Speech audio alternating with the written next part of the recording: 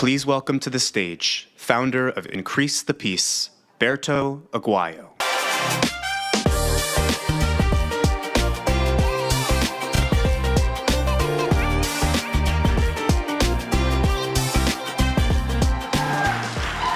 Hello, everyone.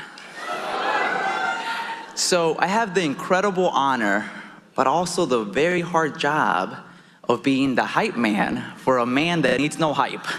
So bear with me. My name is Berto Aguayo, and I am an attorney and the founder of Increase the Peace, a violence prevention organization in the South Side of Chicago. Growing up, I never thought that I would make it past 18 years old, let alone be on this stage today. I was raised by a single mother who left Mexico and came to this country when she was just 16 years old and pregnant with me. She settled in the back of the yards neighborhood on the south side. We lived in a small 500 square foot apartment with 8 other family members. My mom was a hairdresser, my grandma worked at McDonald's, and my aunt worked at a tortilla factory. These 3 powerful women had to work day in and day out to put food on the table and a roof over our head. Even though they would have loved nothing more than to stay home and take care of us. And that impossible choice that they had to make, coupled with the fact that there were not a lot of resources in my community, meant that my options were limited. Just 2 weeks after my 8th grade graduation, I lost my first friend to gun violence. And at 13 years old, I joined a gang. Luckily for me, I had people in my community who poured into me and believed in me, even when I didn't believe in myself. A grocery store owner gave me my first job. A police officer mentored me. And my high school principal connected me to a life-changing job at an alderman's office, where I discovered my purpose of making my community a better place.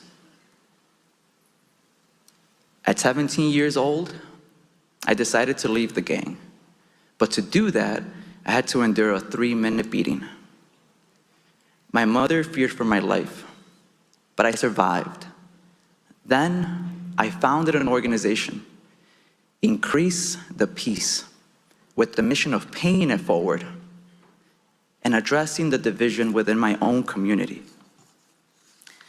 And with the support of the Obama Foundation's My Brother's Keeper Alliance, I was able to open an office on the same block where I grew up. Thank you.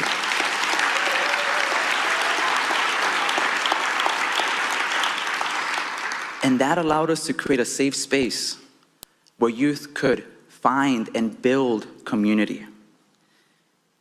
And I stand on this stage conscious that my story is only possible because of my community. And I am overwhelmed with gratitude for the people who raised me and made this moment possible. And to me, that's what pluralism is. People of different backgrounds coming together to lift each other up and make each other's story possible. And that is also the story of our democracy. A democracy whose constitution begins with community.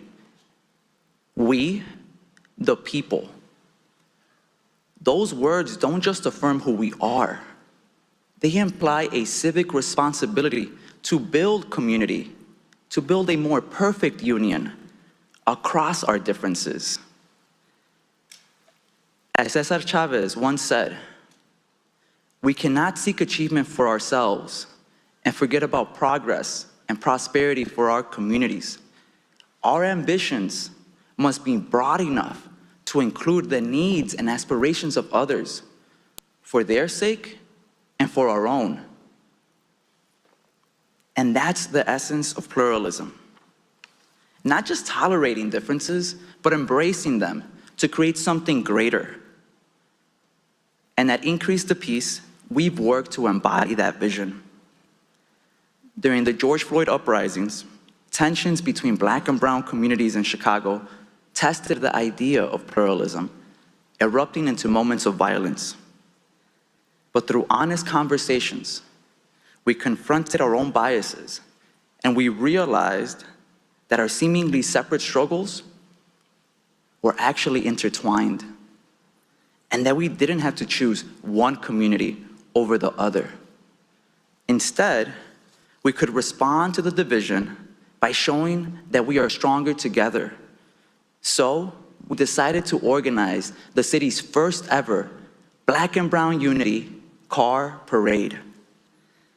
With tension still high, we didn't know what to expect though. But it worked. In just 24 hours, hundreds of cars arrived at our local park, flying Mexican flags, Pan-African flags, and of course, American flags.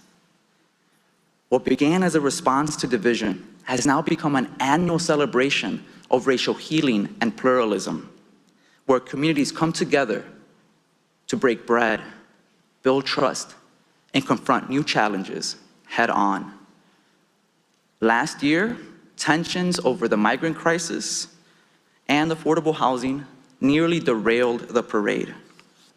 But we listened to each other's pain, and we united once again, but this time around the shared call of housing for all.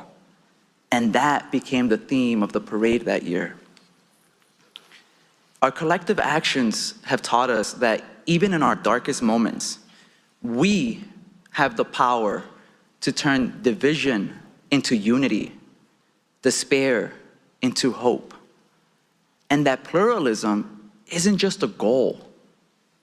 It's a choice that we can make with our actions every single day.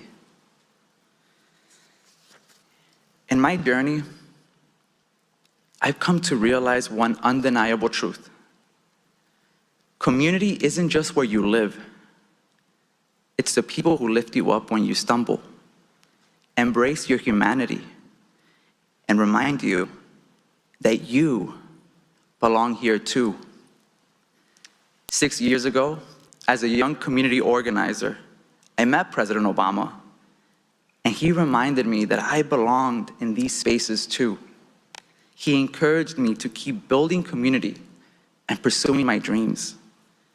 Inspired by his example, I decided to go to law school with the belief that the law could be a tool to strengthen and unite our communities. And this June, just 1 month after graduating law school, I sat down with him once again, but this time as a lawyer. Alongside, thank you.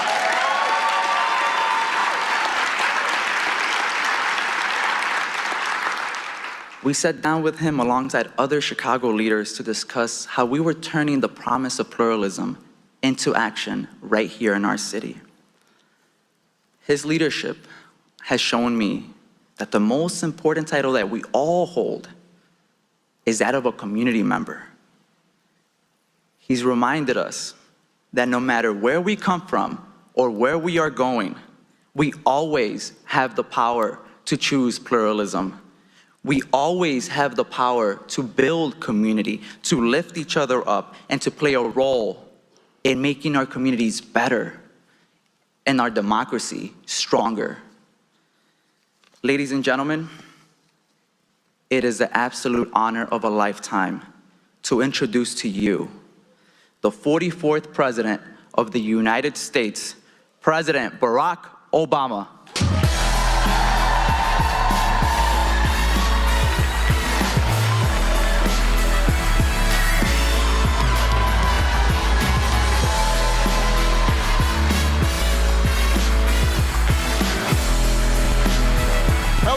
Everybody. Hello, everybody. Have a seat. Thank you. Have a seat. We're going to try to keep this on time. It is good to see all of you. Thank you, Berto, for the introduction. I am very proud of that young man. Thank you for everything that you're doing, Berto, for bringing people here on the south side of Chicago together. I want to thank all of our panelists, the amazing leaders from our network, the outside experts and thinkers and practitioners who took time out of their busy schedules to be part of our third annual Democracy Forum.